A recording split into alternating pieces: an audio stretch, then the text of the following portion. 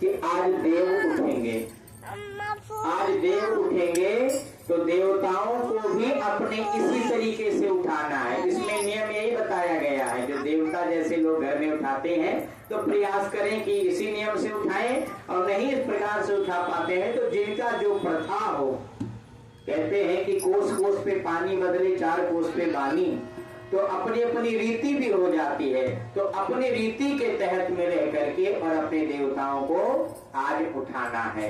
सायंकाल देवता उठते हैं, इसलिए आज ही देवोत्थान माना जा रहा है। क्यों? क्योंकि कल सुबह 7:31 तक ही एकादशी है, जो पूर्ण रूप से वैलिड नहीं मानी जा रही। बोलो गोविंद भगवान की। कार्तिक मास की शुक्ल पक्ष एकादशी का है प्रबोधनी, अर्थात देवोत्थान एकादशी है। युधिष्ठिर जी कृष्ण भगवान से पूछते हैं कि कार्तिक मास के शुक्ल पक्ष की एकादशी के नियम बताओ।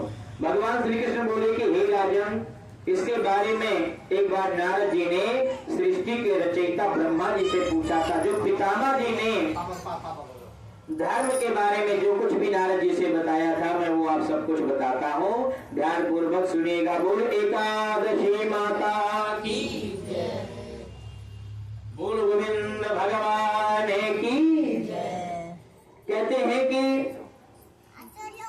देवोत्थान एकादशी समस्त पापों को नाश कर देने वाली है। बहुत ध्यान देना, ये एकादशी जो है ये इतनी उत्तम एकादशी है कि आज बहुत सारे लोग इस एकादशी से अपना व्रत भी उठाते हैं। जिनको व्रत करना होता है वो आज से ही अपने व्रत को उठाते हैं।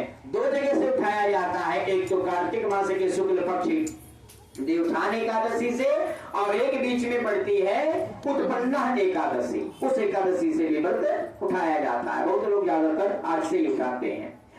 तो इस एकादशी कहते हैं कि हर प्रकार के फल देने वाली है, मुक्ति प्रदान करने वाली है, और इसके व्रत करने से हजारों अश्वमेध यज्ञ का फल प्राप्त होता है।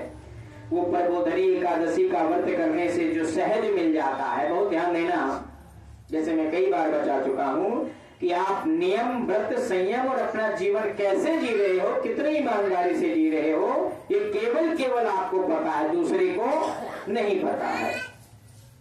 तो उसी प्रकार से ये व्रत कितने नियम से करोगे, कितने धर्म से करोगे, कितनी शुद्धता पवित्रता से करोगे, ये केवल आपको ही पता है, दूसरा कोई नहीं जान पाएगा। आप तो दूसरे को जो बताओगे वही जानेगा।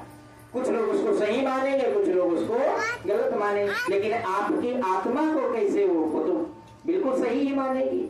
इसलिए बहुत ईमानदारी से पूजा पाठ करना चाहिए। ईमानदारी, पूजा पाठ में छल कपट और लालच दोनों चीजें नहीं होना चाहिए। छल कपट लालच नहीं, दान देते समय पे लालच मत करो। लालच करोगे तो फिर तुम्हारा दान किसी काम का नहीं है। ठाकुर जी अगर दिला रहे हैं, ठाकुर जी ने उस लायक बनाया है, तो फिर उसमें सोचने की विचार नहीं है। तो देखा कि समस्त पापों को नाश कर देने वाली, जो मनुष्य मन में ही निश्चय कर लेता है कि आज मैं प्रबोधनी एकादशी का व्रत करूंगा, उसके 100 जन्मों के पाप नाश हो जाते हैं। ये एकादशी का फल है। मेरा तो निवेदन है कि सब लोगों को ये व्रत करना चाहिए। व्रत में ज्यादा कुछ नहीं दिक्कत है। व्रत में जिनका जो शरीर मांगे अन्न को छोड़ करके वो करना चाहिए। जो थोड़ा बहुत अपना नाश्ता पानी बोले, जैसे फल फूल, दूध, दही, ड्राई फूड है ना, ऐसे चीजें कर सकते हो। ये नहीं कह रहा हूँ कि आप पेशेंट हो तो फिर आप व्रत के चक्कर में लगे रहो, फिर कहो कि मैं मोनू पंडित ने कहा था, तो ये ऐसा नहीं करना है। जिनको जो पेशेंट हो, अपनी दवाई का, खान पीन का ध्यान रखते हुए भोजन केवल इसलिए त्यागा जाता है क्योंकि भोजन में भी बहुत बड़ा नशा होता है। भोजन कम नशीला नहीं होता, बहुत ध्यान देना। बहुत लोगों को खाने के बाद तुरंत नींद आती है, तो भोजन कम नशीला नहीं होता। अच्छा, ये भोजन शुद्ध है तब तो मानो ठीक है कुछ हद तक, और अगर इसमें लहसुन प्याज या कुछ अच्छा भक्ष बना दिए तब तो मान लो कि वो जहर बन गया। इसलिए व्रत में भोजन को रोका जाता है कि तुम्हारी शरीर तामसी ना हो जाए। शरीर में यहां तक जब खाना भर लोगे तो तुम जप और व्रत नहीं कर पाओगे। ये बहुत ध्यान देना। तो तुम नींद खटिया में सो जाओगे और सोचोगे कि कब हमारा टाइम पास हो जाए। इसलिए कम आहार करो। इसका इसीलिए कहा जाता है कि इसमें फलाहार करो। क्या करो? फलाहार करो। यानी फलाहार का मतलब थोड़ा करो, सेब संतरा से गुजारा कर लो, चावल दाल रोटी ना खाओ, क्योंकि खाओगे तो ऐसा जमुआई लेकर नींद आएगी कि व्रत नहीं हो पाएगा। इस प्रकार से व्रत का निश्चय कर ले।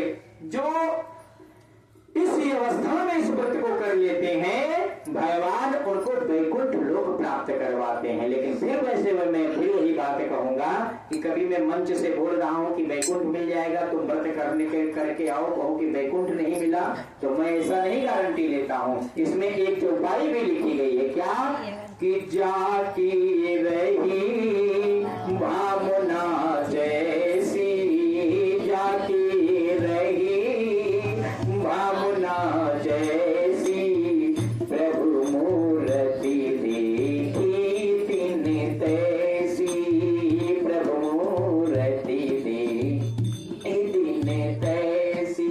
वैकुंठ भी मिल सकता है, लेकिन किस चौपाई के तहत में रहोगे तब। छल कपट ईर्षा द्रोह मोह ममता त्याग करके यदि भगवान की शरणागति को जाओगे तो भगवान स्वयं हाथ पकड़ करके बुला लेगा, उसमें कोई संदेह ही नहीं है। ऐसे तो धुंधकारी जी को भी कथा सुनाया गया था गोकर्ण भगवान के द्वारा, तो उद्धार केवल धुंधकारी का हुआ, तो और जो सुन रहे थे लड़ाई कर लिए कि धुंधकारी के लिए तो विमान आया ले जाने के लिए, हमारे लिए क्यों नहीं आया। गोकर्ण भगवान ने कहा भैया जैसा तुम सुने थे वैसा तुम्हें मिला, जैसा उसने सुना था वैसा उसको मिला। तो बिल्कुल सही बात है, कथा तो सब सुनने जाते हैं, लेकिन वास्तविक रूप से कौन सुनता है। पूजा तो सब करते हैं, लेकिन वास्तविक रूप से कौन करता है। जीवन तो सब जीते हैं, लेकिन जेन्युइन तरीके से कौन जीता है ये अपने ही ऊपर डिपेंड करता है, और आप ही इसे जान सकते हो। दूसरे कोई इसमें एक्सप्लेन भी करोगे तो कुछ लोग इसको मानेंगे, कुछ लोग नहीं मानेंगे। इसलिए बार बार यही मेरा कहने हैं, जो कुछ भी भगवान ने इस प्रकार से फूल पुष्प द्रव्य इत्यादि से सारा नियम बताया, भगवान का पूजन करो, व्रत रखो, जल पान करके व्रत को उठाओ, और जो भी तुम्हारी शरीर का मान्य हो उसको भोजन इत्यादि अन्न ना खा करके अगर कुछ भी खाओ, धीरे धीरे जो फलाहार में हो, और पूजन करो।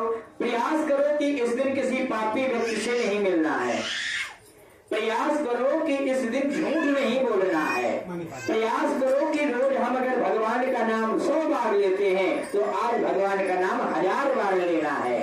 प्रयास करो कि आज कोई बेईमानी का धन हमारे पॉकेट में न आ जाए, ये बहुत ध्यान देना है। यही आपका सच्चा व्रत होता है। इस प्रकार से करने के बाद जो मनुष्य करते हैं 10,000 जन्मों के पाप उनके नाश हो जाते हैं, उनको वैकुंठ लोक धाम की प्राप्ति होती है। बोले एकादशी माता